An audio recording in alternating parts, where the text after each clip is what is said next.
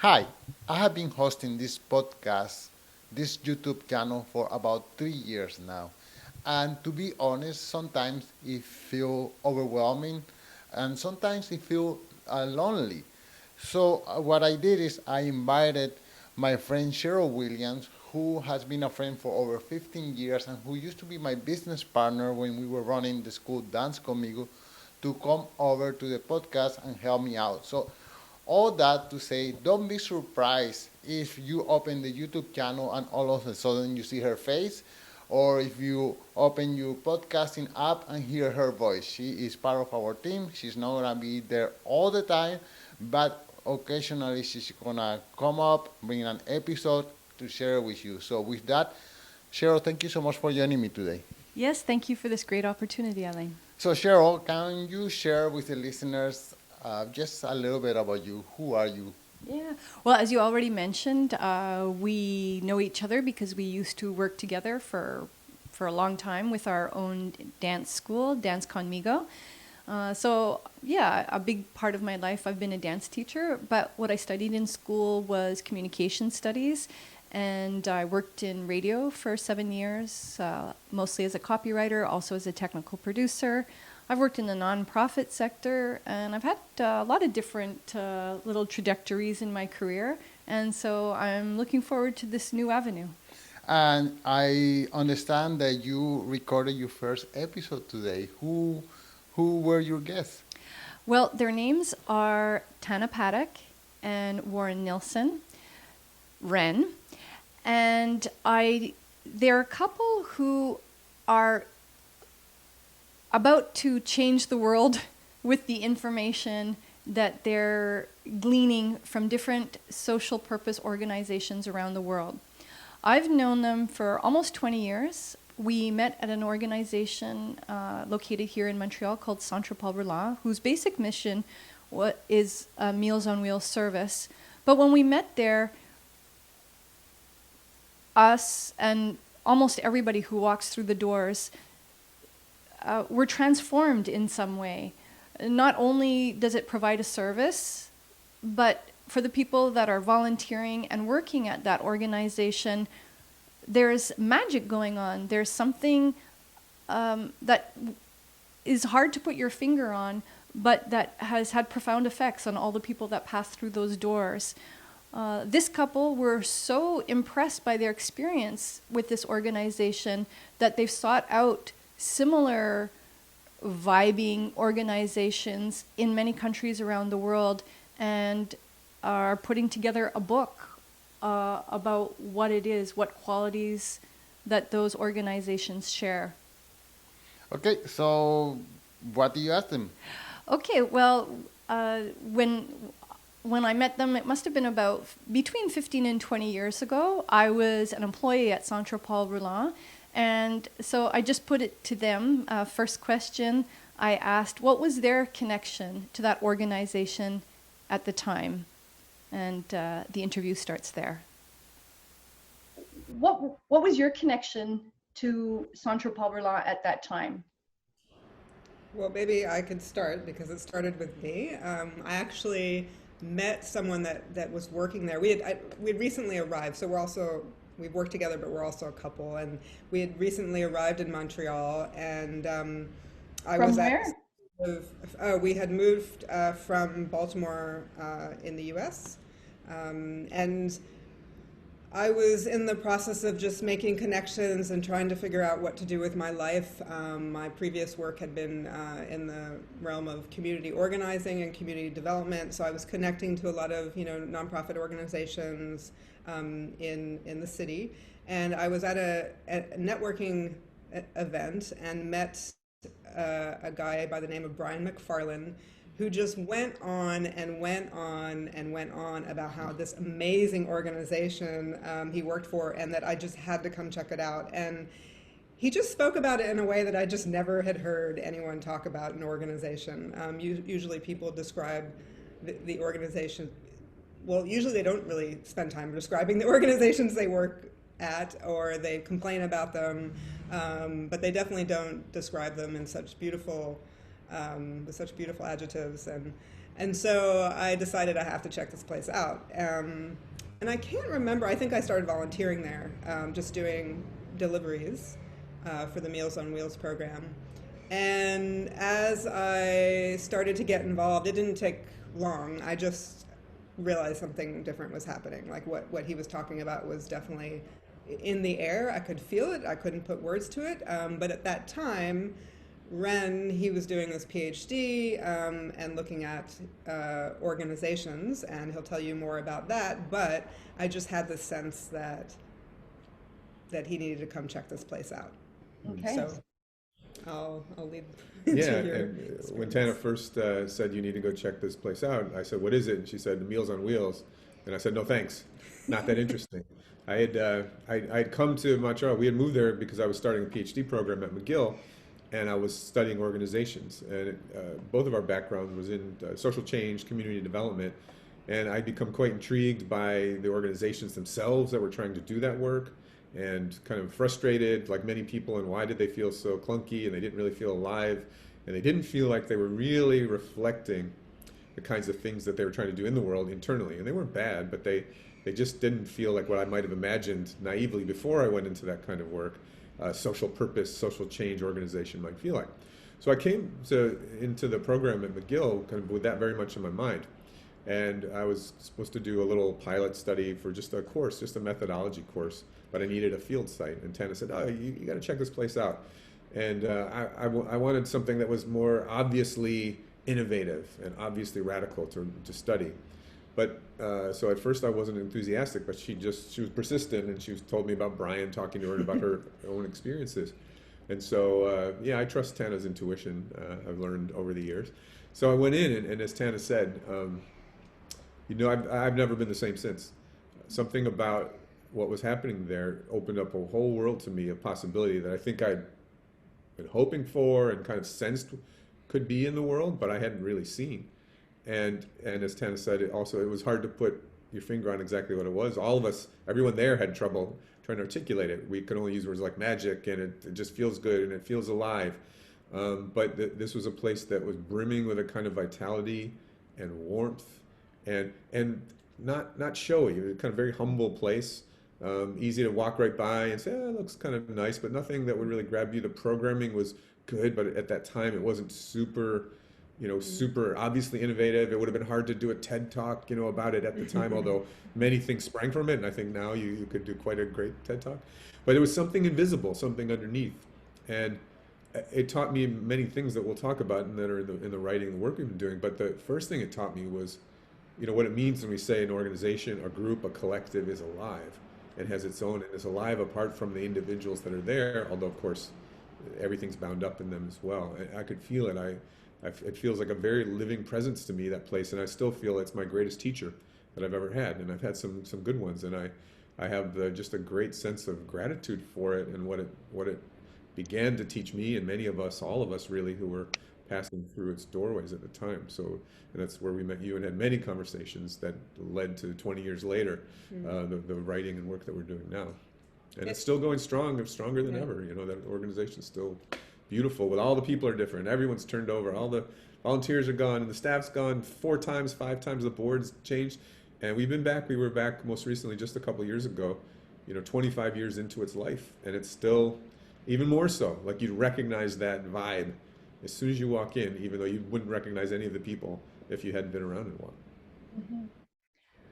When you think and Carol, can I just say that as I'm listening to Ren talk, it just feels so appropriate that you're interviewing us about this book that we're now writing, because the Santropol Roulant was the start of this journey that's led to 20 years of inquiry that's led to this book. And the fact that you were part of the organization, and you're the first person to interview us about the book, since usually people get interviews after they've written it, not while they're writing it. So I love the fact that we're talking about this in the process of it as well. Well, the place certainly was very transformative for me. And I know through your research and observation and all the work that you've been doing, that basically that is what you've been studying, and are places that are transformative for the people that are involved, as well as community and the environments that they create. So yeah, we'll get into that a little bit more in a couple of minutes. But first, let's go back even a bit further in time. Obviously, you both have this natural interest in social progression, social interests, social issues. Can you give me a little bit more information about your inspirations that have moved you to be interested in this line of work? Sure. Okay. Go ahead. Yeah, for me, it was an interesting one in that I think it actually started, it's always easier in retrospect to kind of follow the lines of your life journey. But for me, I think a starting point was that I grew up in a commune, a religious commune, which now the whole world knows about because it's in a Netflix documentary called Wild Wild Country. And that experience was so incredibly pivotal to my life going forward, in that I had, take what you see in the documentary aside, the stuff that you didn't see was the actual sense of community and the people that, how people interacted and connected with each other, which is very different than the politics and the leadership. And so having that experience, and then when the whole thing fell apart, getting thrown into a kind of conventional U.S. American society, it was such a jolt, such a difference, and it really made me just more aware of the importance of creating connection and meaningful relationships between people. Because what I found when I left was the opposite of that, was a lot of fragmentation in the society that I had been then thrown into. And so I spent my I guess, teenage years and my young adult years kind of seeking that experience again. I didn't know where to find it, but I wanted that kind of experience again. And so I ended up actually floating around a lot. I did my undergraduate degree was in sociology, which I guess my teachers at the time, when they found out that I grew up in this commune, they said it made a lot of sense, because when the best sociologists are the people that see things from the side. They're not in the water, they see it from the outside. And so I very much felt like I was looking at society, kind of conventional society, from the outside, because I had never quite integrated back into it. And so that kind of interest then led to eventually community organizing. And so I ended up doing my graduate degree in community organizing. And through that work, I actually discovered that I was very much not interested in issues, that it was the relational, the kind of invisible social fabric of community that was of interest to me. And so the things I got drawn to were like thinking about, or just, I guess, connecting people. Like, I'm a connector, I'm a relationship builder. It's sort of in my bones, I can't help myself. And so in the community organizing work, I found that so many people were so focused on the issue and the outcome that they were jumping over and missing the glue that would hold any really impactful social change work to get done. So that's what was sitting with me. And then I met Ren. We were actually working in the same community organization at the time when we met. And so, yeah, maybe you can pick up from there and we can make that connection. Yeah, I mean, I'm not sure I know exactly why I was drawn into social change work, but for Tana, if it was relationships, I think for me that it wasn't issues either. It was creativity. I think it was this feeling of the joy of reimagining the world. So I think a lot of people that come to it are moved by the pain, which is pretty understandable, and we don't have to go into all the different ways so many people are suffering in the world and oppressed and all the injustice and the environmental destruction. I mean, it's all there, and I respond to that, but I don't think that tipped me over the edge into the work itself. I think it was this sense of fun and like, we still have infinite possibilities in front of us as to how to organize, how to be together, how to grow the world in each other. And so as I started reading about alternative ways to, do a business, or alternative ways to think about ecology or economics or culture or anything, I got really excited by that. And I think maybe that connects to Tana because it's a creativity, but it's a co-creativity, right? You can go write a book by yourself or do a painting, but you can't do social innovation by yourself. You can't do social change by yourself. It's, by definition, it's co-creative. So that sense of co-creativity, it really moved me. And I think the other thing that contributed most to it, I also grew up pretty strangely like Tana. I come from a very large adoptive family that I have 20 brothers and sisters, and 19. 19 You're the brothers. 20th. I'm the 20. There are 20 siblings, and we had hundreds of also kids come through in foster care, as well as the 20 permanent siblings. And so my family was, itself a kind of hotbed of experimentation on what family is, and we learned not to be precious about it, or not to just assume it's this one thing, and to be inclusive and open, and not hold too strongly to whatever idea we had about how things should be, and that they should be tomorrow like they are today. So I think that really helped me be not freaked out by kind of changing institutions and changing belief systems and changing paradigms, which is at the heart of social change. And so I think that, combined with kind of a creative instinct, I still feel it. I still feel drawn mostly to the positive outliers and the creative moves that people have made for as long as there have been people, and really intrigued by what else, what haven't we discovered yet? What more is there to imagine and to do in the world? That it really excites me, and it keeps me quite optimistic, despite all of the evidence of all the things that are breaking down, which is clear. But there's this other thing happening that's very generative, and I'm so excited by it. Now you can see why we were both attracted to Santropol Roulant. I come from crazy wild country and runs from like 20 adoptive siblings. Amazing. That's fascinating, guys. And okay, so since Santropol Roulant, I know you have just gone deeper into this type of work. Can you tell me about the journey since we parted? Yeah, the short version is this. You can give the long version. Yeah, I tend to give the long version. Anyway. I say short, and then I teach at a university, so when I say short, it usually lasts 2 hours. But anyway, for me, it was like, what's going on here at Santropol Roulant? Like, what is this? This is crazy. I don't understand it. I love it. I want to understand it, and more importantly, I want to see more of it. Like, imagine if all of these, first the social purpose organizations felt like this, and then even any organization, any business, any government agency, anything. What if they all sort of had some of this quality? What could we do? Like, what could we make together in this world?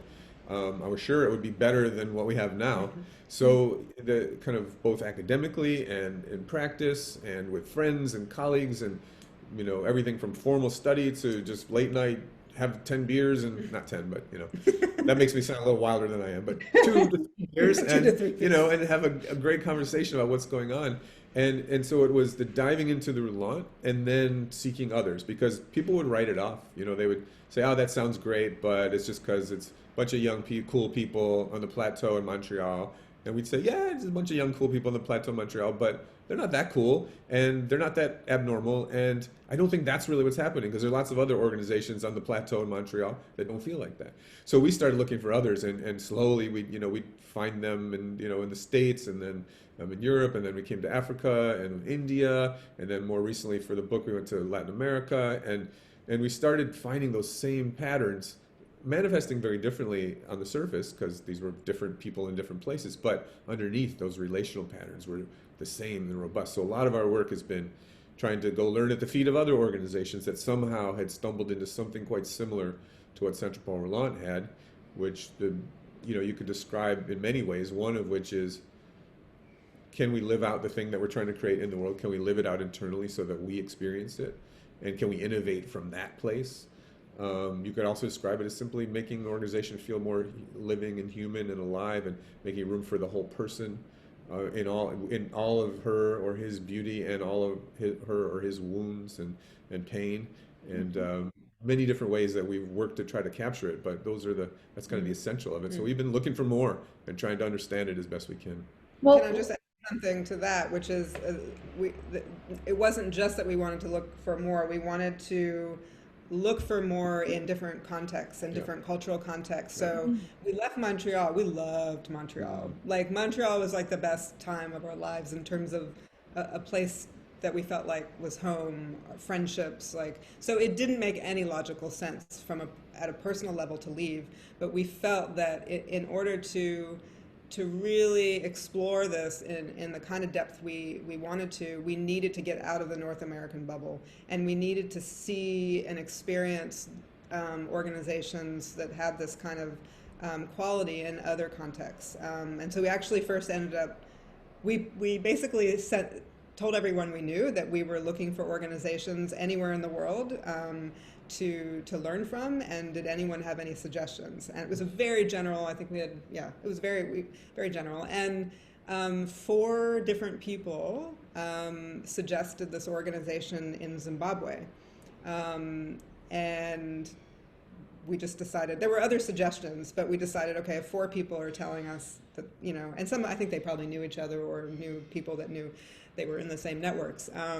So we said, okay, I think we're going to Zimbabwe. I mean, we talked to the organization to see if they would want us to come, and to really be clear that we were just coming to learn from them, and that was not coming as volunteers to do like a volunteer stint. We just wanted to come learn. And so we had people going like, of all the places in the world, Zimbabwe? I mean, it was economic collapse. It had just gone through, I mean, it was political, strife. I mean, it was a very difficult context. And so part of what was interesting to us was, can we find a place like the Roulant in that context, where the context is so challenging? And of course it's not exactly like the Roulant, but there were qualities that were definitely very, very similar. So that was the first step in that. We took a year actually to just explore before. So Ren had just finished his PhD, and so we thought, okay, before the next chapter of work starts, let's take a year and really just follow our noses. So all we knew is we were going to Kufunda village in Zimbabwe. That's the name of the organization.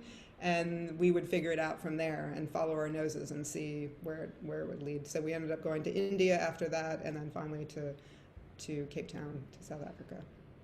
And at that time, was this all with the idea of the book in mind, or were you just curious, wanting to learn, to find out what's behind the magic in these organizations? Well, I mean, you can talk more about this than I even could, Tana. That, I think we wanted to learn and to share the learning. So I think we kind of always assumed a book, something I did anyway, because I love to write. So I assumed that a book would come out of it, but it didn't feel like quite the right time. So we started a project called Organization Unbound, with a Z, but we also have it with an S, so you can get there either way. An organization with a Z or S, unbound.org. And we started that about 10 years ago, right around the time we were leaving Montreal, just before. And so we started blogging and writing little bits and pieces of what we were learning, and then asking others to come and write as well. And that for several years, that became the community of inquiry and practice around this. And Tana, for about 8 years. And Tana was guiding that. Yeah, so my role was to grow that community and seek out organizations to learn from, and sometimes it was sort of very randomly hearing about a place, or often actually it was people in an organization where they came across our website, and it would resonate so strongly with their experience, with the experience they were having in their own organization, and so they would send a note and say, just a note of appreciation, and say, this is exactly what no one's put words to what I've been experiencing. This is really, really speaking to me. And so I would write back and I would say, well, we would really love to learn from your experience. Would you be interested in having a chat? So it often started that way. And so then it was sort of, my role was accompanying them either learning from them because they were in an organization that was already working in this way, or it was someone that was seeking to shift their own organization. And my role was accompanying them in their learning and my learning, our learning. So being a learning partner with them as they experimented. So that was a very, very rich 8 years. And we would then write about, our learnings and post those on our website, and create connections between different organizations as well. Learning relationships, building those. But it was we made a decision at the very beginning to not seek funding. I think we looked for funding, and it was just very clear that funders it wasn't something they would fund. If they would fund it, they would require that we shift things so much that we weren't actually studying what we want to be studying, right? So, because people weren't thinking about organizations in this way. They were thinking of them very much of like board development and strategic planning and like the forms, very different from what we were at. And so we decided that we would just live simply and self-fund this work. So I worked basically voluntarily for 8 years growing this project. And luckily Ren had a good academic job that allowed me to do that. And on that note, I've been talking about the magic of Santropol Roulant. We've all been alluding to this ambience of this kind of organization that was profound enough that you've gone out and looked for organizations that have that same essence. But can you give an example, a specific example? Because I know what it means, you guys know what it means, but for the listeners, can you think of something that encapsulates that feeling that we have? Yeah. If we said no, that would be pretty sad. Yeah, well, it's still pretty daunting because it feels like, here's the book. If you got 6 hours, we might be able to get to it. But so I'll give you kind of a way of talking about it that has been helpful to us, and then we could give lots of examples. We'll give you one or two. So one way that helped us to understand a little bit of what we were seeing was we started thinking of it as expressive organizing. And if the normal way of organizing is instrumental organizing, where the organization is a tool to create change on the world, and everybody who works for the organization is a tool to help that. So in Santropol Roulant, if it were instrumental, it's focused to here are these people, the clients, who are living with a loss of autonomy. So everything is geared toward serving them, giving them relationships, giving them food. Yet when we would go into the Roulant and talk about people, we talked to clients, they certainly felt that, but you talk to the staff and they would be, or volunteers, and they would say, I feel a little guilty almost because, as much as I want to do good, I'm feeling like I'm receiving more.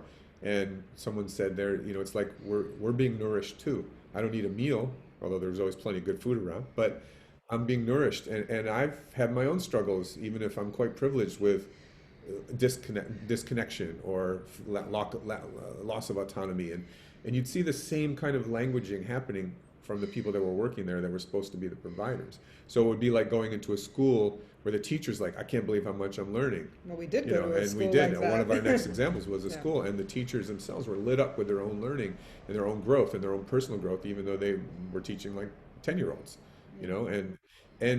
so that was one way that helped us to see, then we would see from the staff, the people that were doing the work, as they lived it, as they experienced it, as they received it and created it for each other as well as for the wider stakeholders that were involved, their understanding of that space, whether it's education or community or agriculture, whatever it is, food security, it got so much deeper and so much more, they felt it, and then all of a sudden they got smarter about it. And innovation started to happen. So the Roulant, for example, you'd see that they start rooftop gardening, and before you know it, they're like these experts in urban agriculture and the sustainable food chains, not just let's cook and deliver something. And many things revolved around that. You could go there and there were worms in the basement and bees on the roof and products, and then they got some farmland, and like this whole thing kept growing and growing. And we'd see that over and over in these organizations, that it wasn't just, hey, let's feel good while we do this work, but let's feel good about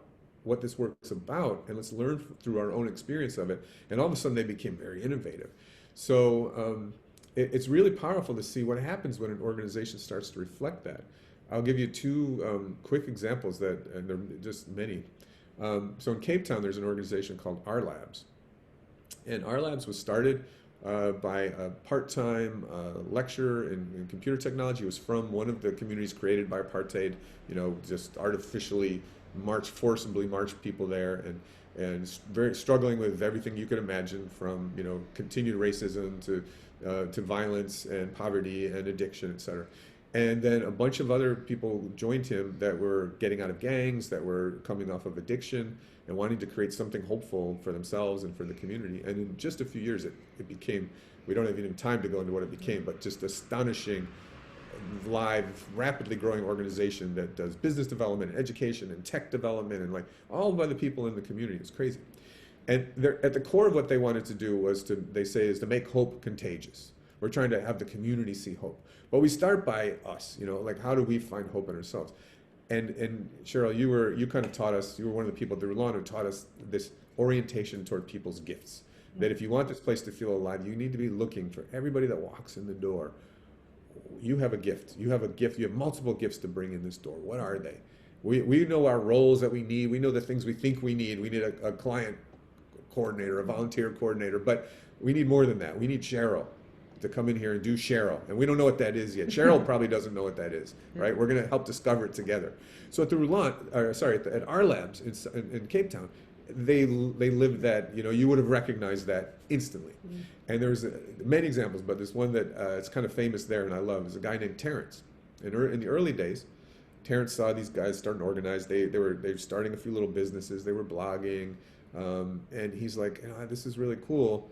I'd like to start a business. And so the director there said, that's great, Terrence. Well, what have you been up to? What do you know? He's like, well, nothing really. I've been unemployed for 7 or 8 years. I haven't really been working, so I don't really have anything. And the director, it was Marlon, said, great, you're an expert in unemployment. And he's like, usually if you have 8 years of experience in something, you become a consultant, right? Because you know so much. And he wasn't being cute. He's like, you have lived this deep experience that actually many, many people are suffering. So Terrence said, oh, okay. Fast forward a little bit, Terrence created, with some tech help that was in the organization, a website that was kind of like a LinkedIn for informal workers. So people, the guys in the community, that they knew some plumbing, they knew building, but they didn't have the kind of tech necessary and possibly even the education and language necessary to go on these formal sites. So he created this. You could use it simply on your phone. It was tech. You could quickly, it didn't have to be a smartphone, and you could get yourself on there.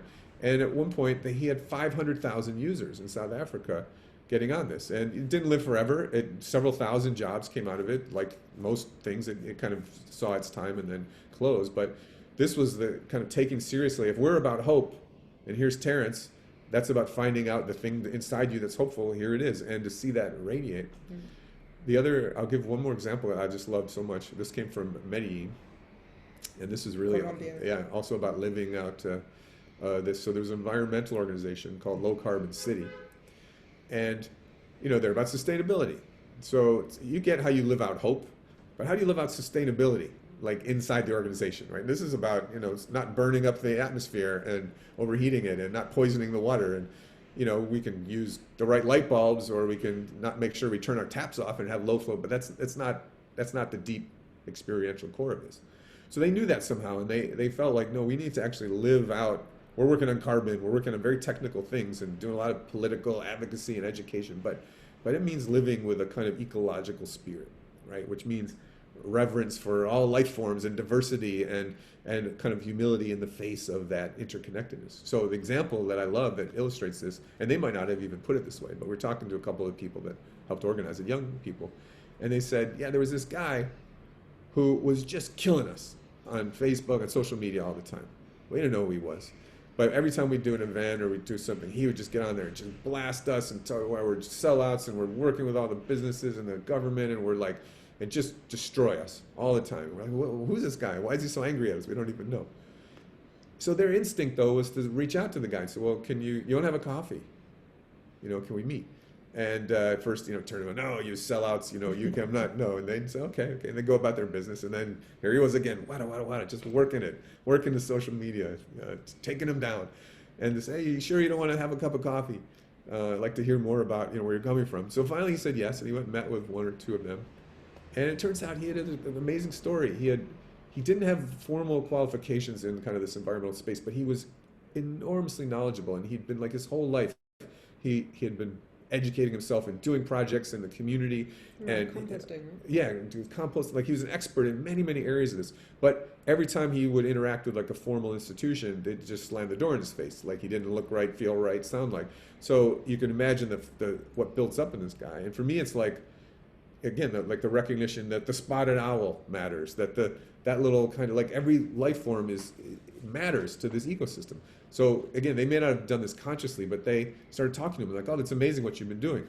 Again, fast forward, and he becomes like a stalwart of the organization, like helping them to do stuff, bringing his expertise, and it came out of this anger, and it came out of because they had been experiencing like how to really connect to this ecological sensibility, it comes to life in that way. And again, they're a stronger organization. They have all this new insight from this person, and who knows how many other people. So I love those two examples. We have many like that where you can see really, not just we feel good, but very practical kinds of resources and ideas springing from trying to live expressively out this thing that you're trying to create in the world.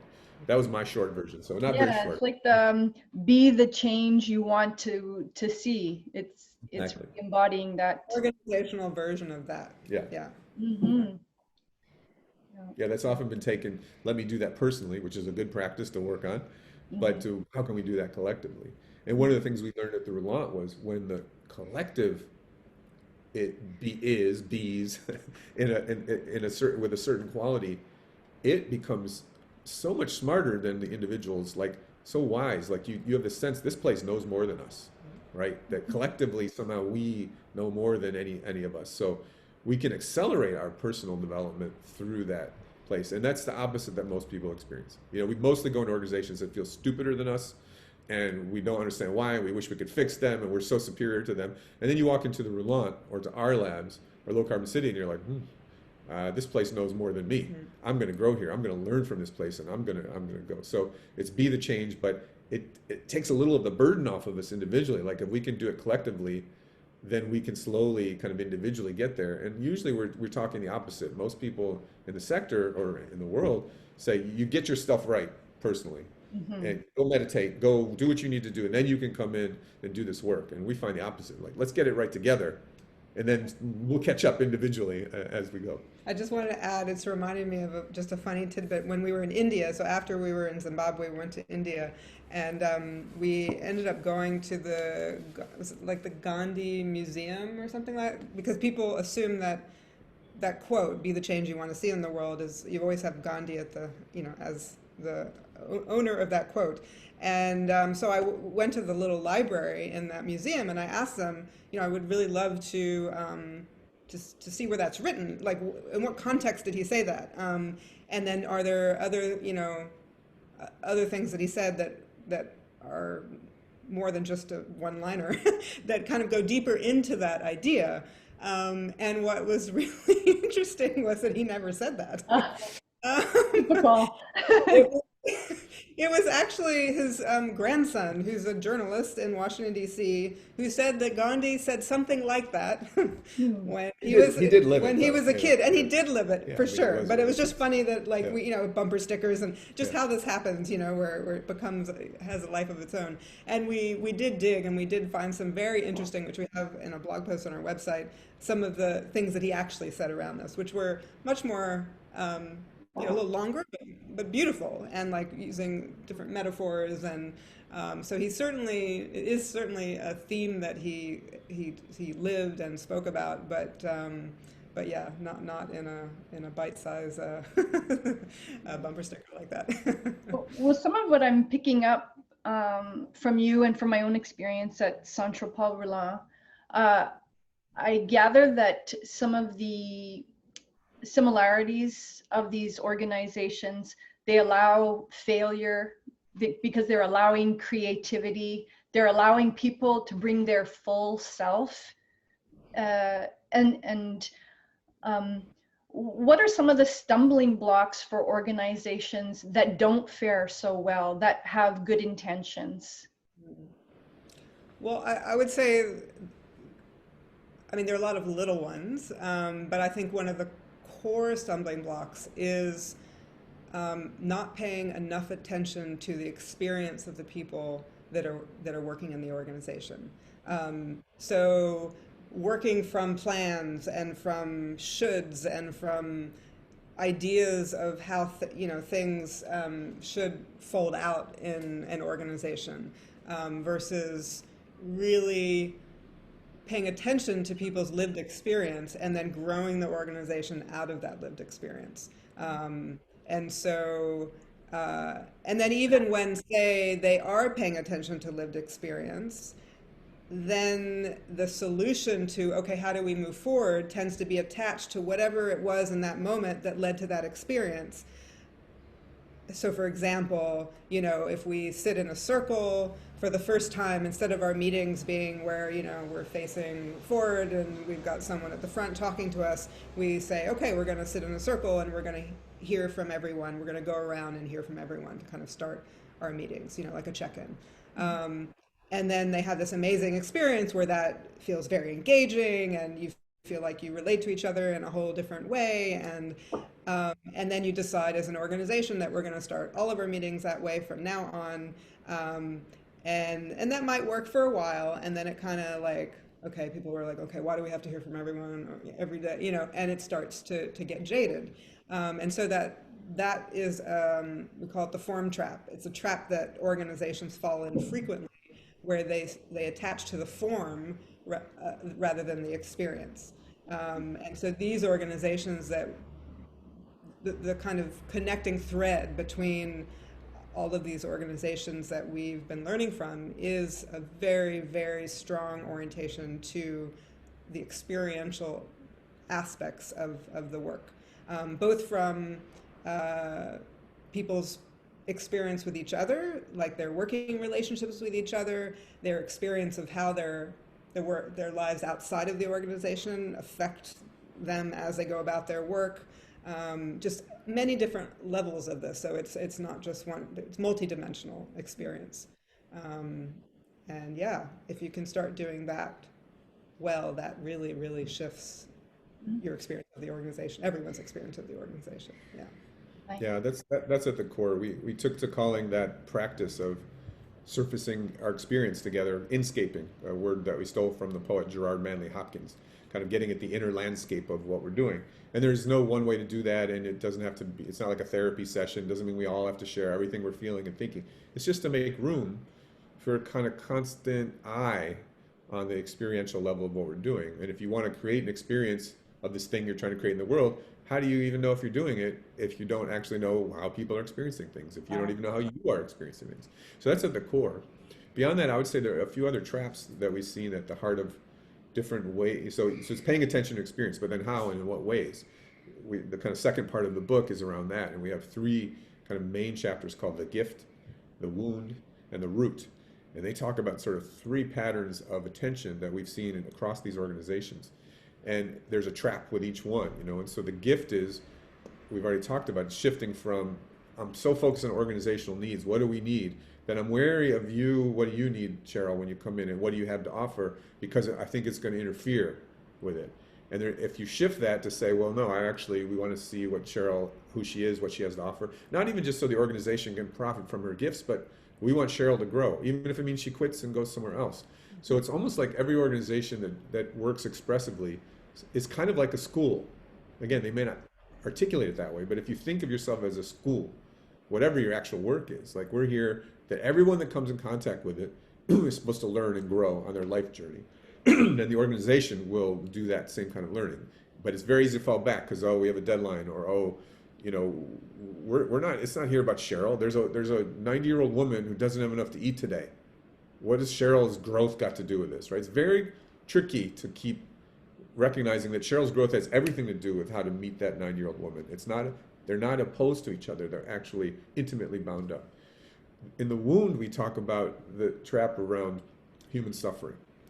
and this was a hard one for us to learn in these happy places like Santropol Roulant, that they're filled with pain. They're filled with people, personal pain, work pain, the community pain, global pain, and they have a very interesting relationship to it. It's the simplest way to describe it is they just let it be. They allow it. I mean, they're not, when you say they're not filled with more pain than most organizations. No, but it's just the pain is there just like any other organization. They're not free of it, right? And they sort of accept it in a sense.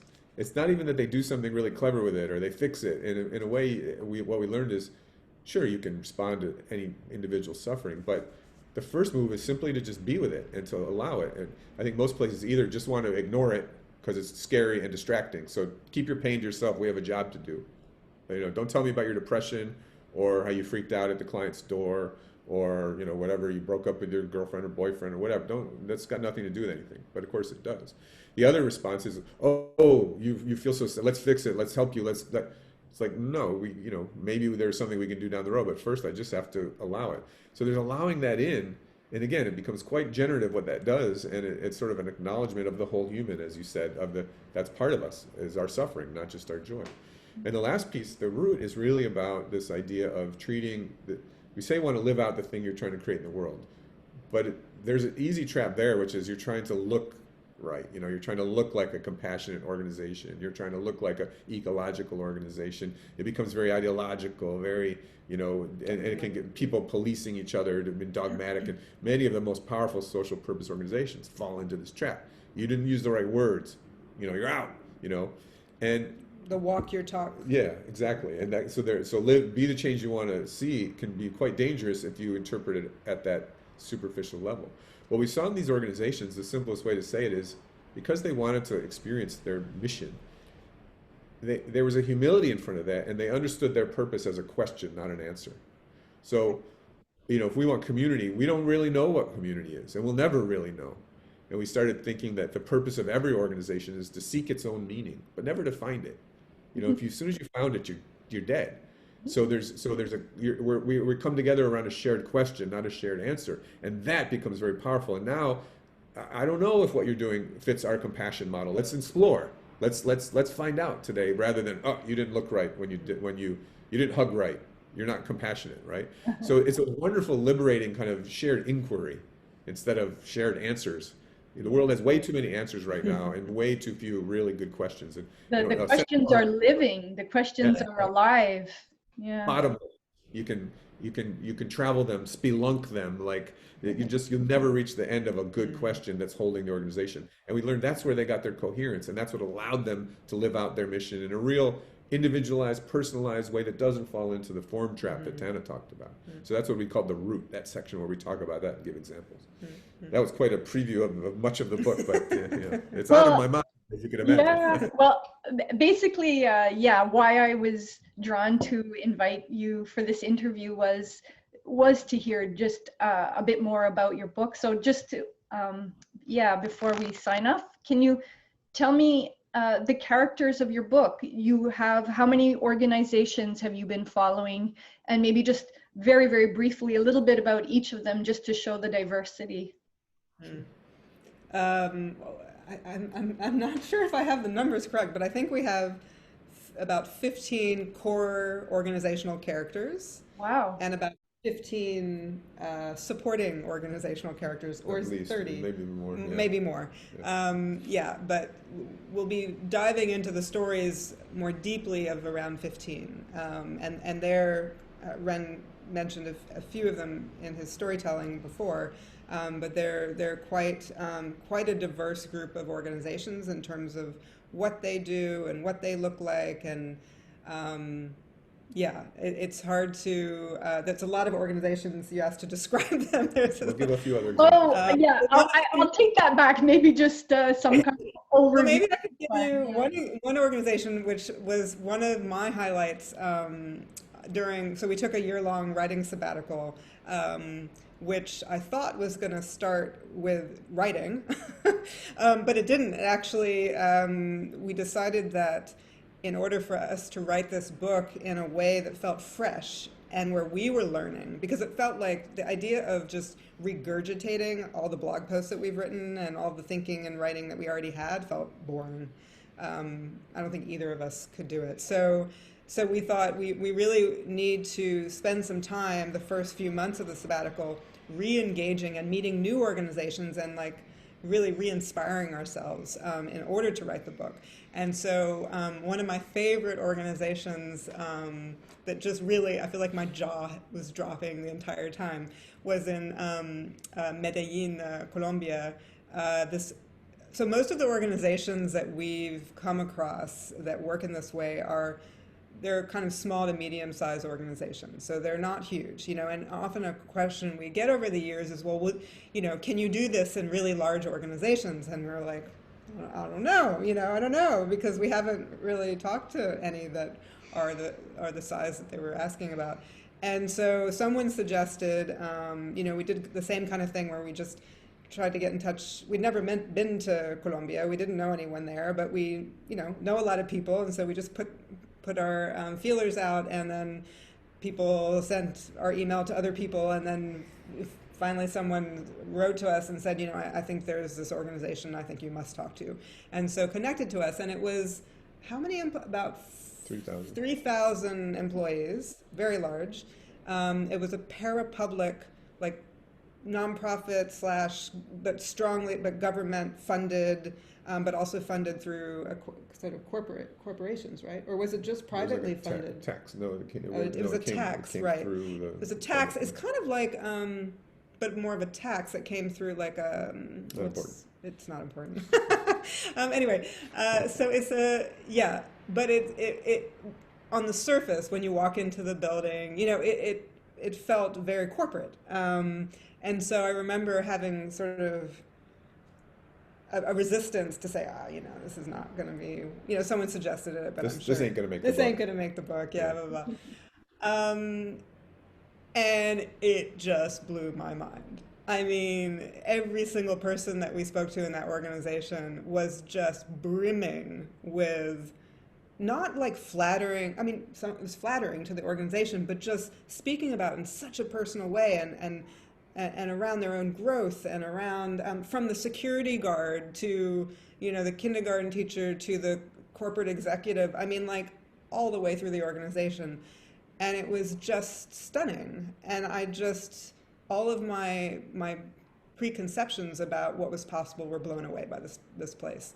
So I'm hopeful that the book will that more people will read this, and that we'll discover more organizations through people seeing their own organization, in, say, our description of this organization, that we'll find more. Because I think there are so many people in these very institutional environments, whether it's like the WHO or, just these very large organizations, and they're all well-meaning, they're trying to do good work, and they're just struggling with the organizational environment so much. And I think, I really hope that our book will help to surface some more of these kinds of organizations, because it's truly inspirational. Does the book have a title? No. No, I guess working title is probably Inscape, but we got a lot of great chapter titles, and we're still waiting to be sure about the title of the book. Yeah. Inscape, changing the way we change the world is the subtitle. Yeah. We have a subtitle even, just not the title. Well, sorry, I was just going to say that.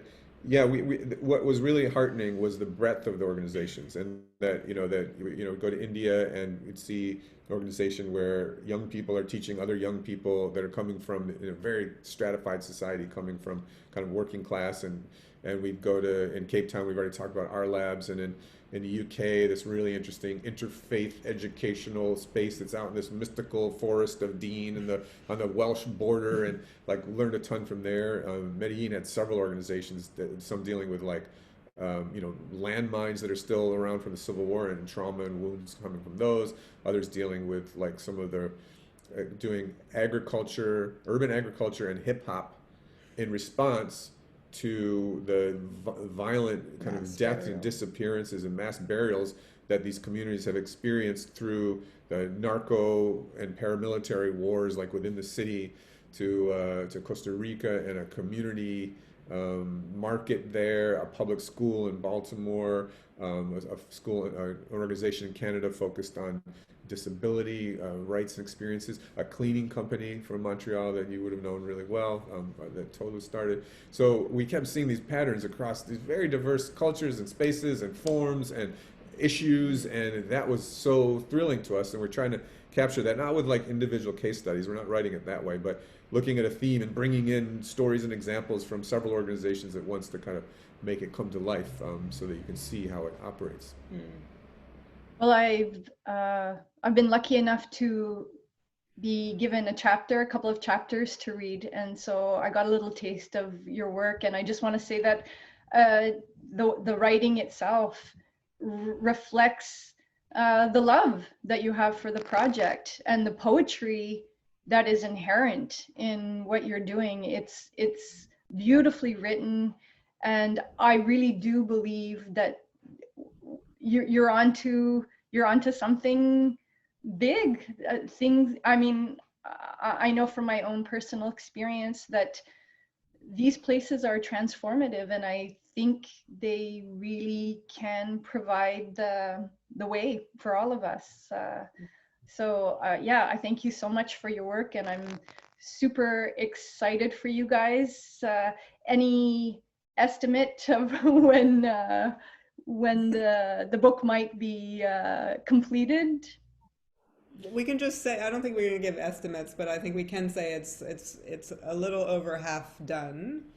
More than that if we count all the planning work. So I think we should have most of the first draft done by this year, and so next year I think we'll be looking at publishing and kind of getting it out there more. That said, if you're interested, if anyone is interested in reading the chapters, as we write them, we have a Patreon page where you can become a member for as little as $1 a month. But we really wanted, actually it's beautiful because we do have people that are contributing $1 a month, and we have people who are contributing $20 a month based on their means. And it's been such a beautiful experience of actually having readers. We have about 40-some people that are now contributing, to have readers before we actually finish the book. And then we have actually an additional 30-some people that are acting as, we're calling them book doulas. So they're helping us to give birth to the book, and they're reading the chapters as we write them, and giving us feedback, and just giving, not editorial feedback, but just what sits with them as they read each chapter. And so, yeah, it's been an incredible experience of not just writing in isolation, but writing with the very people that will be the readers of the book going forward. So that's amazing. So yeah, if you're interested, you can go to patreon.com/Organization Unbound with a Z. And then our website, we're actually in hibernation right now. Our sole focus is the book. And there's still lots of stuff on the website. There's lots of stuff on the website. We wrote blog posts for many years. And so that's organizationunbound.org with a Z or an S, or however you want to spell it. And just to say, all of those $1 a month or whatever they are, that we're just saving all of that to use to help the book get out. It's all just kind of as a support to have the conversation, to maybe get translations, maybe be able to travel to do events with the organizations that have been a part of the book. So that's what people are supporting that are doing that. Yeah. Wonderful. Well, I feel like I would like to talk to you guys for another hour or 2 hours, but this has been wonderful, and you're wonderful first guests for me as a guest host. So thank you so much for your time and for your work, and I'm so excited for you and to follow your journey. Thank you so much, Tana, Rennie. Thanks, Cheryl. It's really wonderful to talk to you. And as Tana said, it's even more than just because we're friends and we love you personally. Like, you were at the heart of this experience that we had together as we were all learning about this different way of being in the world that is really possible. So to do this interview with you is Yeah. really, really special for us. Thank you so much. And not only that, but it feels like you're drawing us back. So we are, when the pandemic allows us to, we are moving back to very close to Montreal, to Vermont. And so this feels like a very appropriate time to be doing this interview. So you're pulling us closer. So thank you for Great that. stuff. Well, enjoy the beautiful weather, and I hope to see you guys soon. Thanks, Cheryl. Thanks, Cheryl. Bye now.